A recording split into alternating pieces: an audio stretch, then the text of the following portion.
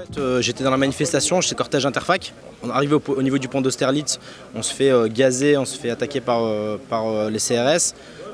Donc la manifestation a été avortée, on n'a pas pu finir tout simplement la manifestation, on a été interdit de manifestation. À ce moment-là, on reçoit un SMS d'une chaîne militante qui nous dit voilà, apéro convivial sur la place contre Scar pour débriefer sur la journée, sur la mobilisation étudiante, etc.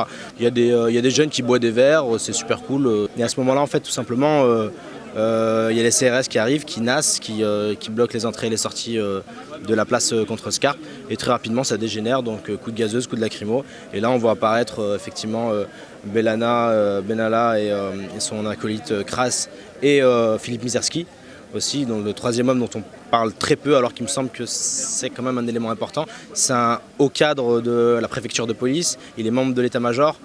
Effectivement, lui, en mission, il aide Benalla et son acolyte à interpeller et violenter ces deux jeunes manifestants. D'ailleurs, manifestants ou pas, vu qu'on ne connaît pas leur identité. Ce qui est intéressant à souligner, c'est que finalement, si ça n'avait pas été un collaborateur d'Emmanuel Macron, cette vidéo de violence policière serait passée inaperçue.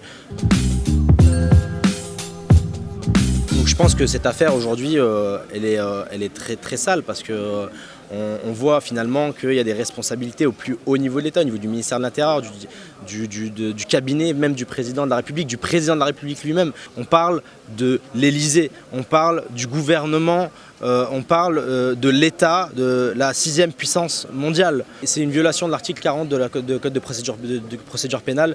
Effectivement, il aurait dû porter à la connaissance du procureur de la République. Il a couvert ça.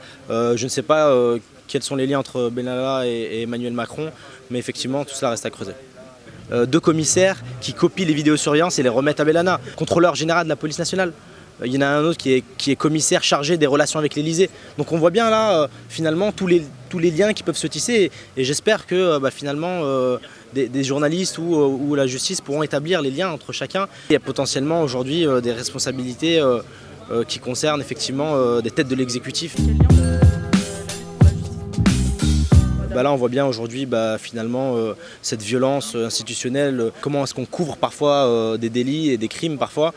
Cette impunité policière, cette impunité étatique, elle conduit à des enchaînements qui parfois ont provoqué la mort de jeunes dans les quartiers populaires. Effectivement, ça a été le cas d'Adama Traoré, où aujourd'hui, finalement, on a des procureurs qui mentent, on a des gendarmes qui mentent et qui sont couverts. Aujourd'hui, les gendarmes, ils sont dans le sud.